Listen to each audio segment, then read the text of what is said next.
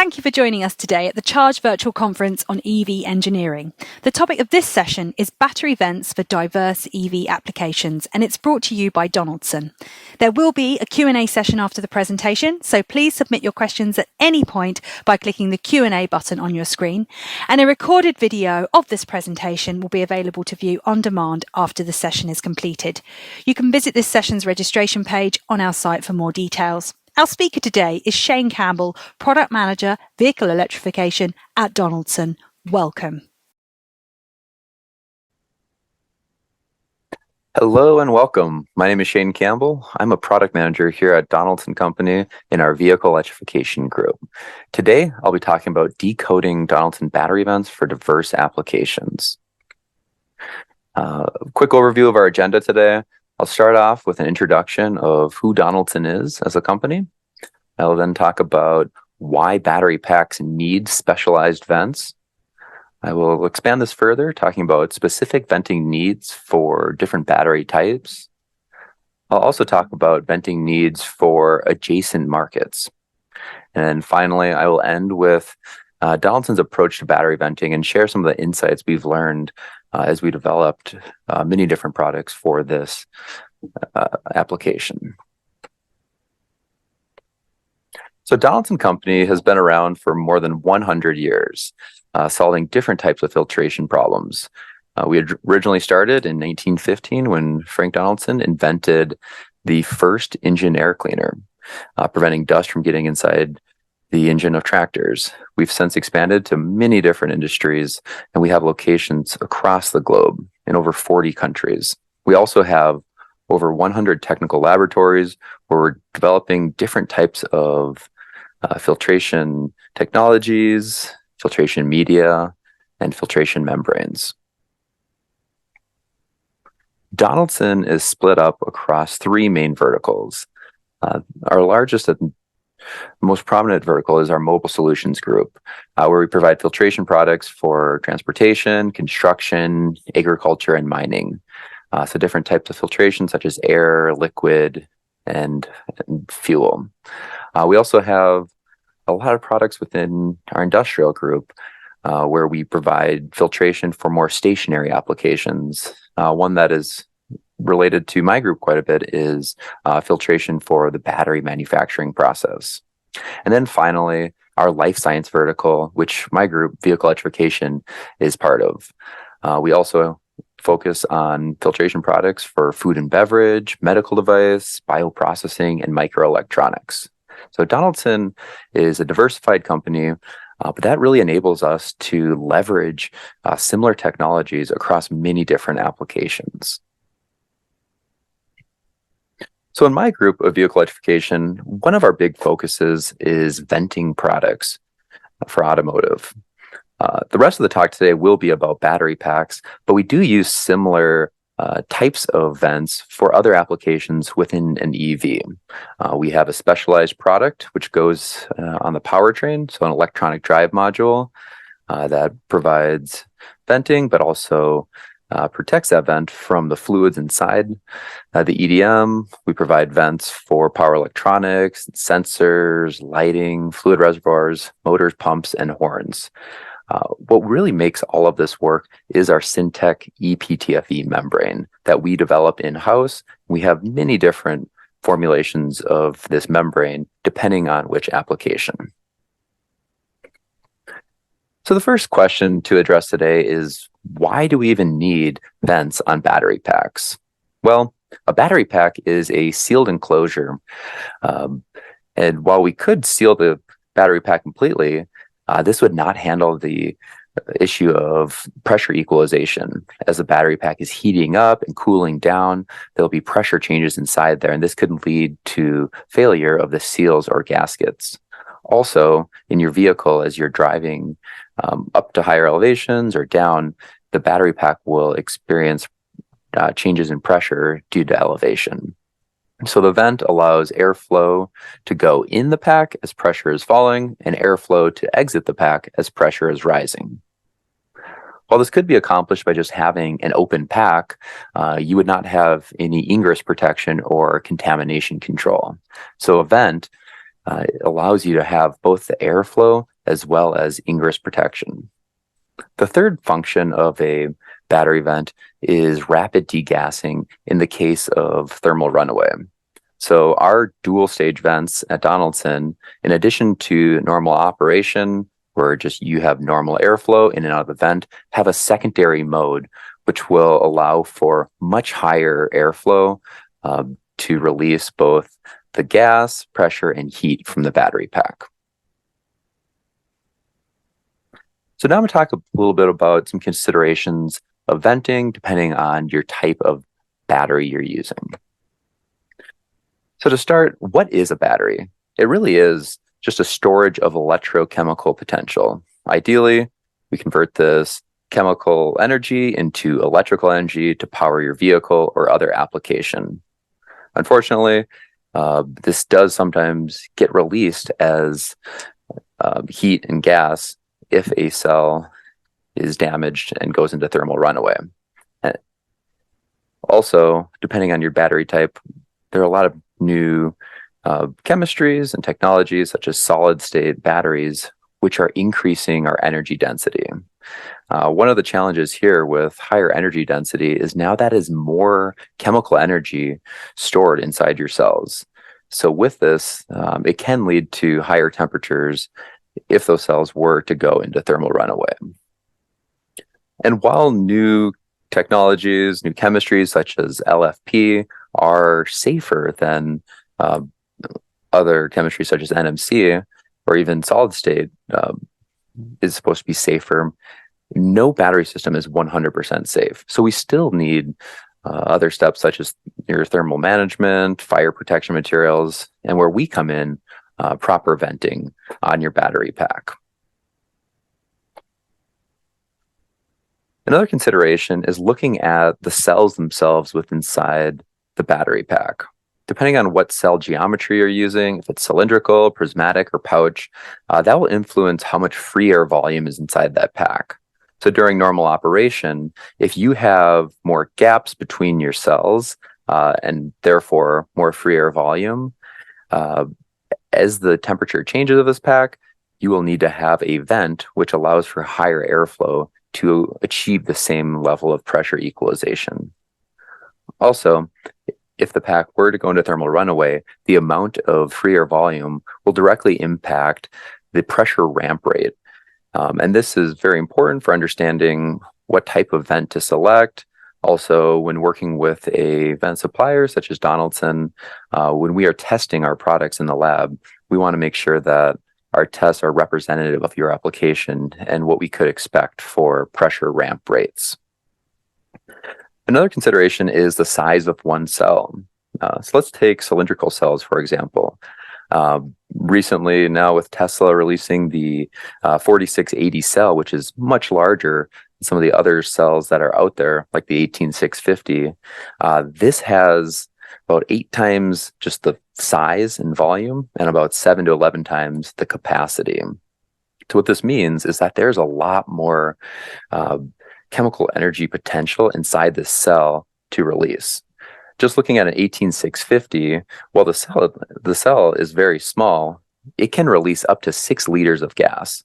So going from a smaller cell such as the 18650 to a 4680, even if one cell were to fail, this could release a lot of gas, and your venting solution needs to be able to handle that. So as you're working with your vent supplier, consider what types of cells you're using and how much gas to expect if they were to fail. Also, with the cells, it's important to consider how much propagation there potentially could be between cells. How insulated are they? How fast would that spread? And what temperatures we could expect. Now I'm going to talk a bit about venting for some adjacent applications that are not passenger vehicles. The first application is stationary storage. Well, these packs look and operate very similar to the packs that we have in our cars. There are a few differences. The first one that I've seen a lot of is choice of chemistry. LFP seems to be widely used for stationary storage more than NMC. They're a lot less sensitive to some of the energy density advantages of NMC that we've seen more in automotive. And also, there is the increased safety of LFP, what makes it more favorable for stationary storage. The second piece is ingress protection. These are different applications. You no longer have a pack that's underneath your car, but now it's maybe on the side of a building, inside a garage, or contained inside a shipping container. So there may be different requirements for spray or submersion, but what I have seen is a wide variety. So sometimes you may have modules contained within a cabinet that does provide spray protection, but it's not fully sealed. For submersion, I've also seen requirements on packs that do require submersion ratings such as IP67, so 1 meter underwater for 30 minutes. So it's very important to consider what level of ingress protection is required, and that is where a venting solution can come in to provide the highest level of ingress protection. Finally, it's good to consider what's the application. Is it small scale versus large scale? Is it a small battery pack used to power electronics or is it on backup power at your house, or even more large scale where you have a large array of mini battery packs contained in a larger building or container? Also with the application, what is the expected discharge rate? Because that will influence some of the operating conditions of that battery pack, and then in turn drive some of the venting requirements. If it is a battery pack that is connected to a fast charger, you're going to see a lot faster changes in temperature within that pack. So therefore, it will need more venting capability to provide pressure equalization. The next application I'd like to talk about is heavy-duty electric vehicles. So while battery packs are pretty similar to what we'd see in a passenger vehicle, the size of the pack or packs used is going to be much larger.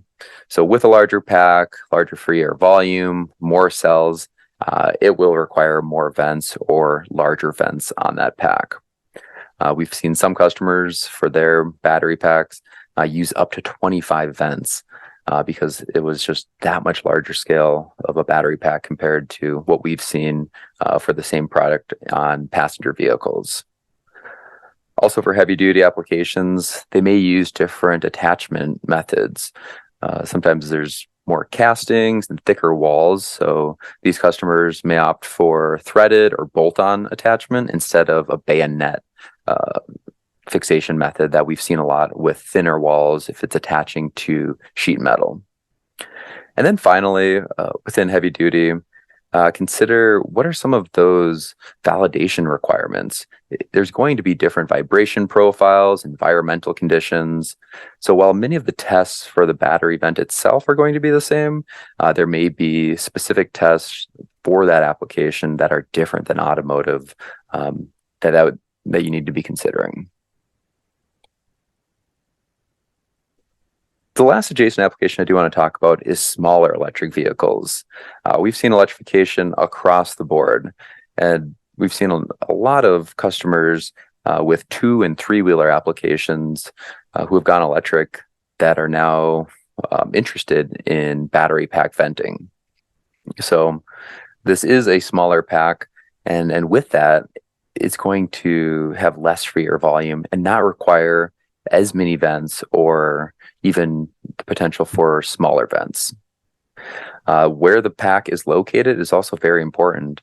I've seen in a lot of 3-wheelers that a lot of times this pack could be underneath the seat of the driver, whereas on a 2-wheeler, motorcycle, moped, it's more exposed. There's less room to hide that pack. So with that comes the requirement of ingress protection. Is this going to be sprayed with a pressure washer? Is it going to be exposed, splashing through puddles, rain, any types of contaminants that could impact the battery pack the vent needs to protect it from? And then finally, Closely tied to the size of the pack is the size of the vent itself. Uh, they're a lot more sensitive in these applications to where you're putting the vent on the pack, how is it going to attach, how much room is it going to take up. When you're looking at a pack that is only maybe 5 to 10 kilowatt hours, there's not as much room to put a vent on there. So companies need to be really creative about how they attach to the pack and where on that pack they attach to. So Donaldson has been working on dual stage events for quite some time now. And as we've gotten to know our customers, know the market, we found a need for having a portfolio with very wide coverage. So we've developed products that have multiple opening pressures, starting from low, medium, and high. So at the low end, we have a product that will open around 50 millibar, a medium opening pressure around 100 millibar, and on the high end, a pressure around 250 millibar. And this is really driven by what is the maximum pressure a pack can handle. And with that, we've come up with a couple different creative solutions to open at these different pressures. And then once the vent is open, some of our designs allow for very high degassing airflow to quickly release that heat and pressure. Donaldson has also developed many different attachment methods. We've had a lot of success with our bayonet attachment. It works great for multiple thicknesses of thin walls, anywhere from 0.7 up to 3 millimeters. We have screw-on configurations, which you can see in some of the images here. We've also done bolt-on and then push-fit, where it snaps in from either the inside or outside of the pack.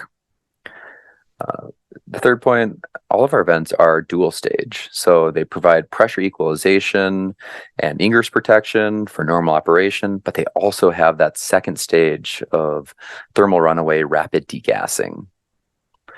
Donaldson has also learned a lot and developed many test methods to make sure that we robustly test our products. So it's a combination of standardized test methods, but also some application-specific tests that we've worked with our customers to develop that directly represent their applications.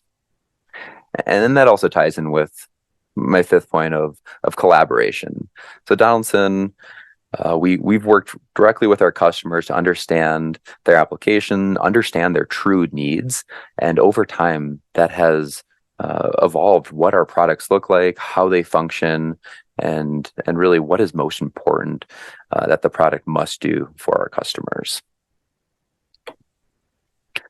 So in summary, dual stage venting is required for battery packs. They are sealed enclosures and they need pressure equalization. Batteries, they store electrical, chemical potential, and this can be released as heat and gas in the event of thermal runaway, and that is why we need the second stage of dual stage venting. Third point, adjacent markets that use batteries have similar venting needs to automotive. While it may vary depending on the size of the application, the overall need is still there. And then finally, Donaldson has a wide range of products that are here to meet your battery venting needs. But thank you for your time today. We'll now be taking questions in a Q&A session. Well, thank you so much, Shane, for a really fantastic presentation there. Yes, we have got some time for some questions now. So if you haven't sent your questions in yet for Shane, please do so now. There's a Q&A button on your screen. But Shane, handing back to you, you'll see some questions are coming up in the Q&A box. Do you want to start reading some of those out, please? Yeah, thanks, Chloe, and thanks everyone for joining. I'm joined here with my colleague, Mike Libby, who will be moderating the Q&A session and reading off some questions. So welcome, Mike. Hi, everyone. First question for you, Shane. How do you size a burst disk on battery pack in case of thermal propagation? Yeah, there's really two pieces that we consider for that. The first is, when does the vent need to open? So as I talked about earlier, we have different opening pressures, and that's really driven by the max temp or max pressure that the pack can handle. So that's the first step. The second step is determining how much degassing you need. So depending on what's your assumption of how many cells are are going to degas, how much propagation, like you mentioned, there will be. So we can help you calculate exactly how much that is. A lot of times, companies will come to us and they will have a specification for how many liters per second of degassing at a certain pressure is required.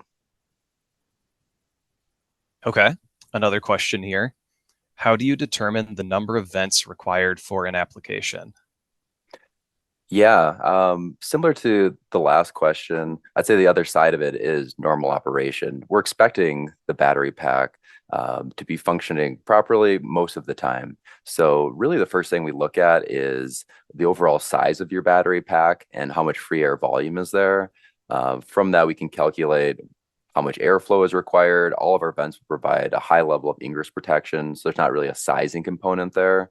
But more of we have an understanding of our membranes and how much airflow uh, you can expect. And this is really driven by what are the conditions that the battery pack will experience, the max temp, min temp, and how fast it will change between that.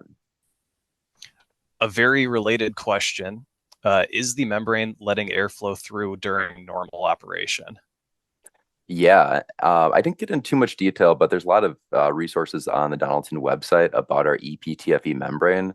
And that's what's so special about it is that it has these very tight pores, which only allow airflow to pass through, but not contaminants like water, oil, dust, anything else. How do you know your vents will work for a given application? Yeah, that's a great question. We've done a lot of testing in our labs to make sure that our vent will perform to its core functionality. So normal operation, that it'll keep contaminants out and allow breathability. And then also that at a certain pressure that it will open to allow for degassing. Obviously, there's a lot more testing that goes into it to understand the durability, will it withstand the conditions that it'll face.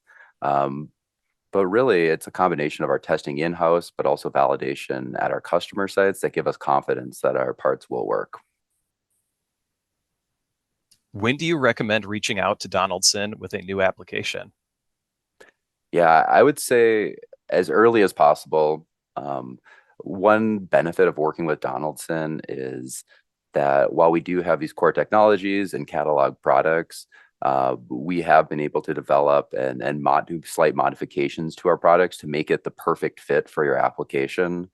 So oftentimes we might have a certain battery vent, but we can adapt the attachment method with our bayonets. We can do different leg heights. Obviously, there's some timeline to release that tooling.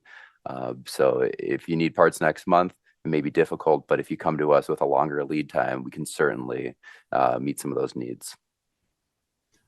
Along the same lines of that question, what risks can Donaldson mitigate by starting collaboration early? Yeah, I would say the biggest risk we can mitigate is kind of tied to the question of how do you know your products will work in an application. Um, in addition to being able to look at, hey, here's the validation that's already done on the product. By starting early, we can do more specific application validation. So if you have different operating conditions than what is tested in our standard package, we can repeat those tests to those conditions. Let's say you need a part that we need to measure degassing airflow at a different pressure, we can certainly run that. And then also gives more time with our customers to perform their validation at the pack or assembly level. Do you have support teams in regions other than the US? Yeah, Donaldson is a global company. So while our company has locations all around the world, so does our business unit. So we have teams, yeah, here in North America, in Europe, and also in APAC. So we have applications engineering teams, sales teams that can assist you and provide the best level of support with the local team. What are the requirements you've seen from the OEMs, EV manufacturers, for venting localization? Yeah, great question. We definitely have seen some pressure for localization from some companies in North America and in Europe. I wouldn't say it's a standard across the board where everyone is requiring it to be made in the same country that they're manufacturing their vehicles. But I would say that's one advantage of working with Donaldson is that we are a global company and we have so many different plants that if necessary, we can move products to be close to the customer. And currently we have for at least battery venting, we're making these parts both in Italy as well as China. Are there industrial standards for performance and or tests like SAE, UL, IEC? Yeah, battery venting is, I would say, is a combination of standardized tests, but also some test methods that we have developed in-house in partnership with our customers. So, for example, some tests such as ingress protection, we're using an ISO 2653 standard. There's also ISO standards that we use for some of our drop testing, temperature soaks, and also chemical testing. Some of our test methods that are not part of a standard, but is something that we've developed with our customers, would be some of our burst testing and degassing.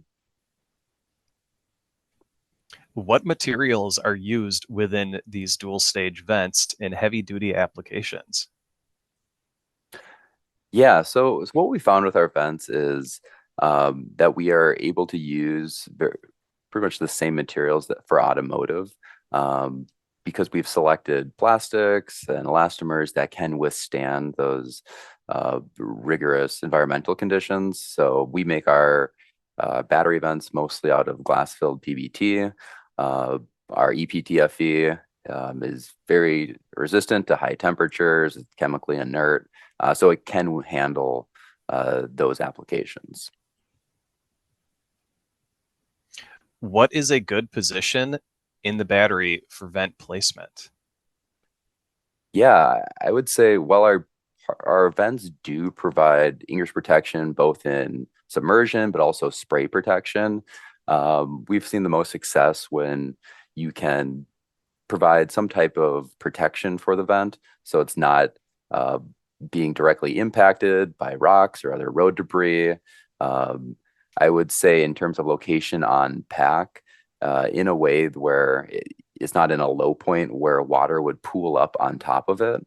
While it will keep the water out, it temporarily will not have breathability there. So oftentimes the side of the pack is a great location, so the water will just shed right off the membrane.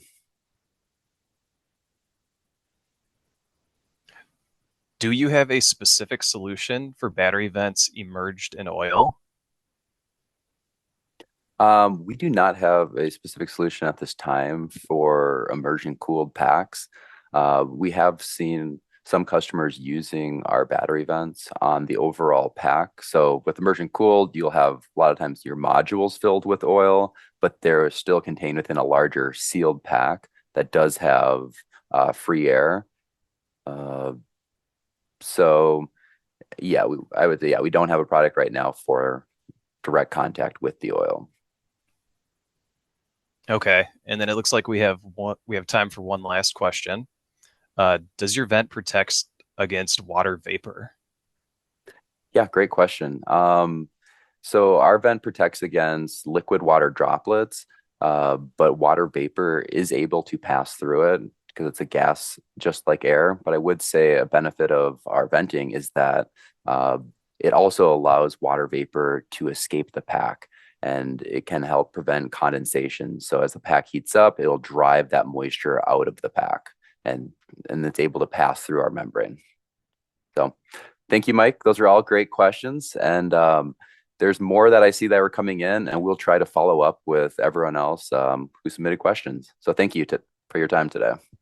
Absolutely. Thank you. There was lots of questions, lots that Shane and Mike didn't get through. Also, Mike, fantastic moderating there. Love that.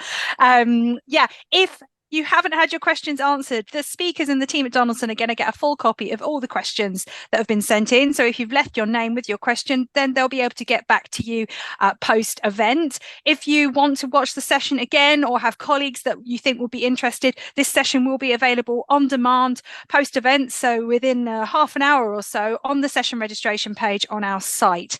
So do check that out. But otherwise, a big thanks to Shane, to Mike, and the wider team at Donaldson for putting a fantastic session together for us here today at our Charged EVs Engineering Virtual Conference. Awesome. Thank you, Chloe.